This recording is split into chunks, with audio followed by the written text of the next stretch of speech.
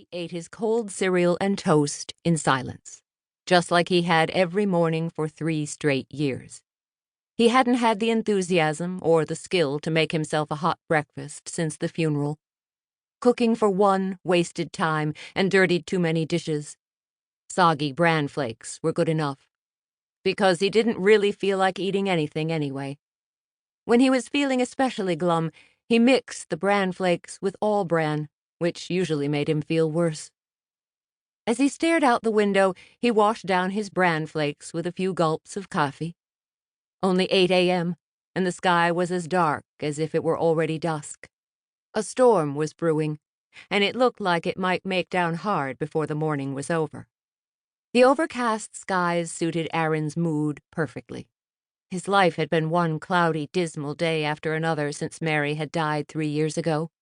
His family had done their best to try to cheer him up, but they would never understand how deep his pain went. So deep that he would never see the bottom of it. So deep that it was impossible to move on, as his dad had admonished him to do months ago. Moving on meant forgetting Mary and the love they had shared. He had promised his love and loyalty when they were married. Her death didn't undo what he owed to her. Everyone else might forget, but he would never forget. Mary deserved that much. He nearly jumped out of his skin when someone knocked on the door. He wasn't expecting anybody this morning, and he certainly didn't want to have to try to be polite to a salesman.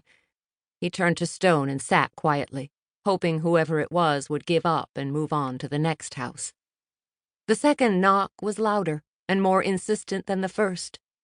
Aaron swiped the moisture from his eyes and hunkered down in his chair, as if that would make a difference to the person at the door. He hardly dared breathe. No one must suspect he was here, or they might not leave. He jumped a second time when a head popped into view outside the kitchen window, and a woman in a black bonnet knocked even more enthusiastically on the glass. "Aaron? Aaron?" she said. Her voice was muffled, but he heard her well enough because she was practically yelling and laughing and smiling like a cat who'd eaten 3 fat mice for breakfast. "Aaron Beachy," she said, still knocking on the window. "I brought something for you." Was that Suvie Newswanger? The pretty girl who worked at the feed store? Why was she here? Did they make some sort of appointment he'd forgotten about? He jumped to his feet, opened the back door, and stuck his head out. "Hello?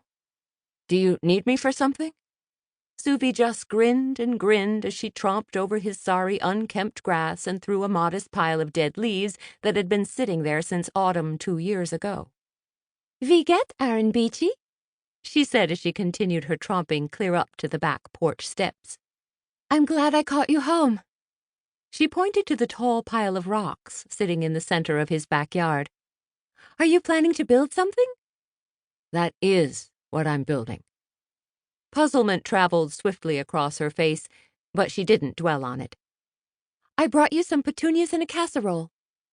Aaron didn't know what to say to that, especially since she had neither a casserole nor any kind of flour in her hands. He tried for a polite nod, as if it were perfectly normal for a woman to be sneaking around to the back of his house with no casserole and no petunias. "Ah!" she laughed, and her eyes danced with amusement. He'd seen that look several times at the feed store. Suvie seemed to always be laughing. "You're probably wondering.